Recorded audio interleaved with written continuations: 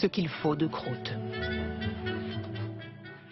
C'est une maison chargée d'histoire dans laquelle on vous emmène à présent, à Nohant, dans le Berry. C'est la demeure de la romancière George Sand. C'est là qu'elle s'est éteinte en 1876 et surtout c'est là qu'elle a écrit la plupart de ses œuvres. D'ailleurs, c'était à l'époque un haut lieu de la culture romantique avec Chopin, avec Flaubert, avec Balzac qui sont passés par là. Une belle idée aussi de visite si vous passez par la région. Alexandre Peyroux sont nos guides du jour avec Juliette Jonas. Comme perdue dans la campagne berrichonne, elle est un haut lieu de la culture du 19e siècle. Paisible et entourée de nature, cette maison a été le berceau de la créativité de nombreux artistes et surtout de son illustre propriétaire. Bienvenue à Nohant-Vic, sur les pas de George Sand. Bonjour messieurs, dames. Pour les suivre, voici Marie-Claire Jourdain. Donc un petit groupe, c'est bien, on va pouvoir profiter des lieux. On va rentrer juste là. Ce domaine, elle le connaît comme sa poche, tout comme la vie de l'autrice. Cette maison, c'est une histoire de famille, avant d'être la maison de George Sand. À l'origine, c'est la grand-mère de George Sand qui achète le domaine à l'époque. C'est pas encore George Sand, c'est Aurore Dupin, parce qu'elle est toute petite, elle a 4 ans la première fois qu'elle vient. À 25 ans, elle prend le pseudonyme de George Sand pour écrire ici ses premiers romans dans des conditions presque spartiates. À l'époque, elle vit avec une grande partie de sa famille. Il ne lui reste que cette petite pièce pour écrire et pour dormir. Il n'y avait plus de place pour un lit. J'y suppléais par un hamac. Je faisais mon bureau d'une armoire qui s'ouvrait en manière de secrétaire. Je suis émerveillée parce que c'est magnifique, c'est splendide, c'est émouvant. C'est ici notamment qu'elle écrira Indiana ou encore La Mare au diable. De quoi nouer des amitiés avec tout le gratin culturel parisien qu'elle invitera chez elle. Flaubert, Tourguenieff, mais aussi Delacroix ou encore Balzac. Nohant devient un cocon de création artistique. C'est beaucoup moins guindé que dans les salons parisiens, on est à la campagne, on est libre de ses faits et de ses gestes, on est libre de faire les activités que l'on veut. La liberté, c'est très important au 19e, surtout pour George Sand, surtout pour une femme.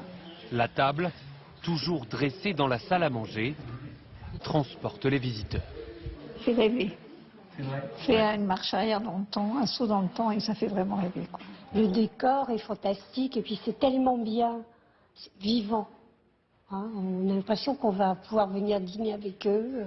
Vous auriez aimé? Ah ben oui, bien sûr. Mais parmi ces artistes, il y en a un plus important que les autres. Pendant 7 ans, George Sand entretiendra une relation passionnée avec Frédéric Chopin. 7 étés, durant lesquels le compositeur de génie animera les soirées de la maison, dans ce salon, sur ce piano. C'est la dernière valse que composa Chopin dans cette maison, mieux connue d'ailleurs sous le nom de valse dite du petit chien, parce que Chopin, quand il a composé cette pièce, était dans sa chambre en haut, à l'étage, et le petit chien de la maison était avec lui, il courait autour de lui-même pour attraper sa queue. Une grande partie de l'œuvre de Chopin a été composée à Nohant, où George Sand avait tout organisé pour la créativité de son amant. On doit énormément à Nohant, on doit énormément à George Sand d'avoir su finalement organiser aussi un cadre pour lui, parce qu'il avait sa chambre à l'étage avec un grand piano à queue, donc il était au calme. Elle faisait aussi venir des amis pour qu'il ne s'ennuie pas en dehors du moment où il travaillait.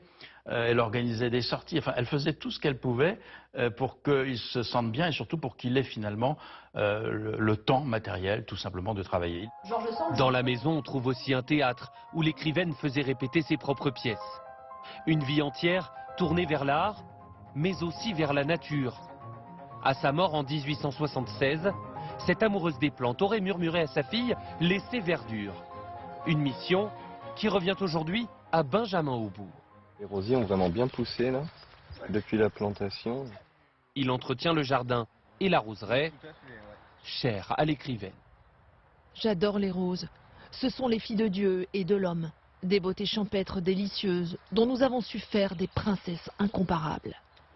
Et c'est que des variétés qui datent du 19e, donc que George Sand aurait pu connaître, a pu connaître, aurait pu avoir ou a pu avoir dans son jardin. L'idée, ça va être de reprocurer aux visiteurs cette odeur de parfum quand on va rentrer par la grille principale, en fait. La même que celle qu'il y avait à l'époque de George Sand. Exactement. Alors la même, ou en tout cas celle qui va s'en rapprocher le plus. De quoi inspirer l'écrivaine à l'époque et émerveiller les visiteurs d'aujourd'hui. Voilà. Si j'avais ça chez moi, je serais heureuse comme tout, hein. C'est sûr. On est comme si on était enveloppé dans un truc qui est hors du monde un peu. On ressent sa présence et tout. Ça doit être reposant et puis ça doit donner de l'inspiration de voir toutes ces fleurs, d'être dans ce calme, d'entendre les oiseaux. Ce jardin, l'autrice a choisi de ne jamais le quitter.